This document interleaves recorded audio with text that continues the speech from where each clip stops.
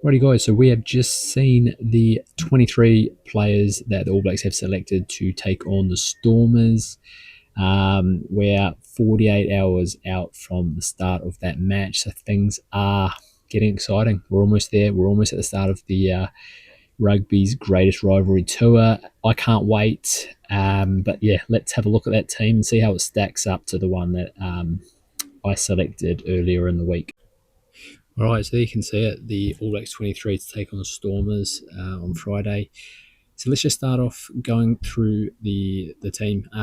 Front row, we have Bauer, Tokiaho, and Pasilio Tosi. So, yeah, I mean, there's really not many two surprises about this whole team. And for the front rows especially, I thought it was basically a 50-50 chance whether it was going to be Bauer or Norris starting. I guess Bauer gets the nod, just being in the squad, since the start of the Nations Championship, whereas Ollie Norris has just sort of come in as a part of that extra 10. Tokiaho makes sense, right? He hasn't had a lot of game time. He's been stuck behind Cody Taylor and Amua. Tosi is the interesting one, and I'm going to come out with a bit of a hot take here, and I like him to crack this 23 for the actual test match. I just think that he is, first of all, he's 6'4", he's 140 kilos, right? It's an extra 15 kilos on a guy like Fletcher Newell. And Fletcher Newell's so good, right? He's so good with the ball in hand. He's an incredible scrummager. But Rennie loves big bastards. He loves these guys who just have that extra bit. And, he's an extra 2 inches taller and he's an extra 15 kilograms than Fletcher Newell. He made a lot of dominant tackles in Super Rugby.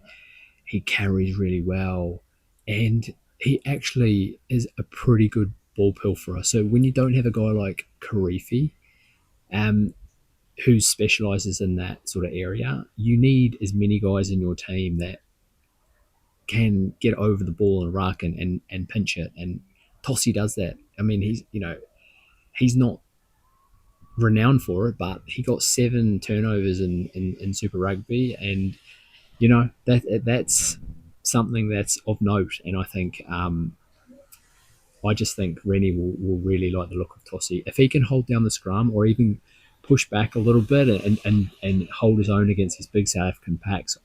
It would not surprise me at all to see him get into that 23. And can you imagine seeing like the All Blacks sort of like response to the bomb squad having Numia, Umua, and Tossi coming onto the field in the second half?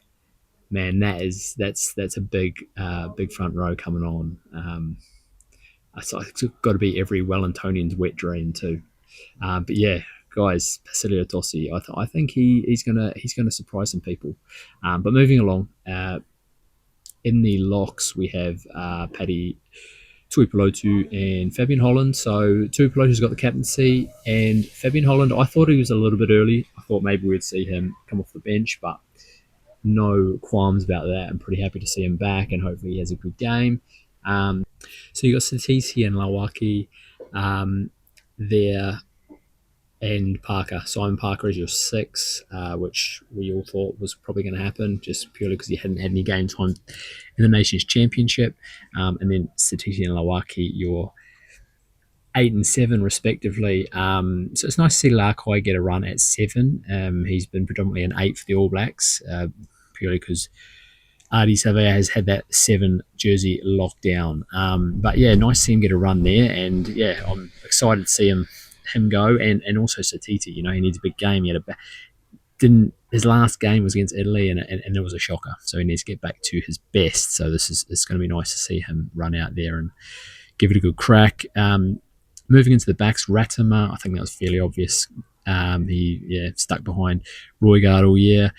Bone Barrett, Rennie already gave us the lowdown before, a few weeks ago, that he was going to start at 10. And then in the centres, you've got Anton Leonard-Brown and Billy Proctor. Again, I thought this was, pretty not necessarily obvious, but ALB being a big. I mean, Rennie loves him, doesn't he?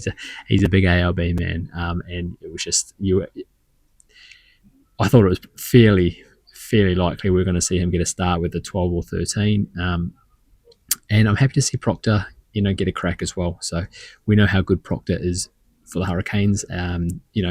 He's a great club man. He's a great club player. There's no doubts about that, right? We just haven't seen him take that next step up into test matches.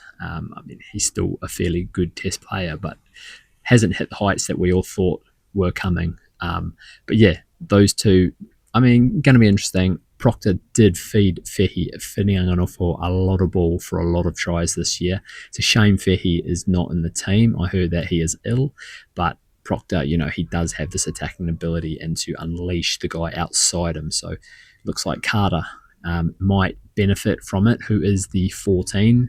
And you've got Rico Ioane on the other wing at 11 with Morby at the back. So I'm really happy to see Morby at the back because that is the one position that I did want to see Morby, sorry, there's a mosquito on the way, Morby get a crack at the 15 jersey.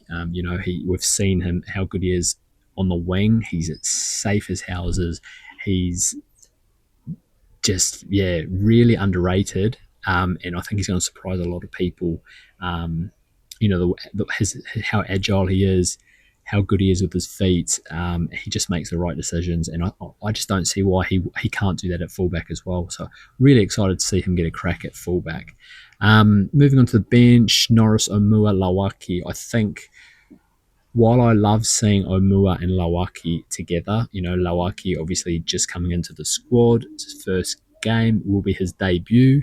It's nice to see him coming on with a Wellington, colleague, front row partner there with Omua. It's going to help him and feel more at home, I guess. But I do think a lot of this was down to George Bell not being fit. I haven't seen the All Black press conference, but I just don't think Slater getting the call up last minute, whether he actually has landed in South Africa or not, it's probably way too early for him to get a look in on the bench for this game. So Omua's in there with Norris. Darian Blackadder, the other forwards on the bench. Nothing really to add there. And then moving to the back, you got Preston, Jacob, and Clark. Again, I don't think there was too many surprises there. It'll be nice to see Jacob get a crack. As I said in my last video, I thought, it was a good time. If the All Blacks do start to push away from the Stormers in the second half there, then you've got a great opportunity for him to come into the game, and maybe you can, start playing around then, move Bowden back to fullback. But again, I'm pretty sure Rennie wants to give Bowden a lot of minutes, especially in this game, because he's been starved of it of late. So yeah, that's it really. That is the team. Not much else to really add. It's a strong team, probably a little bit stronger than what I thought it would be. As much as I think the Stormers will put up a good fight against the All Blacks for probably, 40 or 50 minutes, I think the All Blacks will blow them away towards the end. That's it, guys. Let me know what you think. If you think anyone was hard done by and should have been into the team, I don't think there can be too many real issues with this one. It's just it is what it is. I think the second and third teams that will be named will be much more interesting and give us a little bit more insight as to how this is going. But I do kind of feel like Rennie has something up his sleeve, and I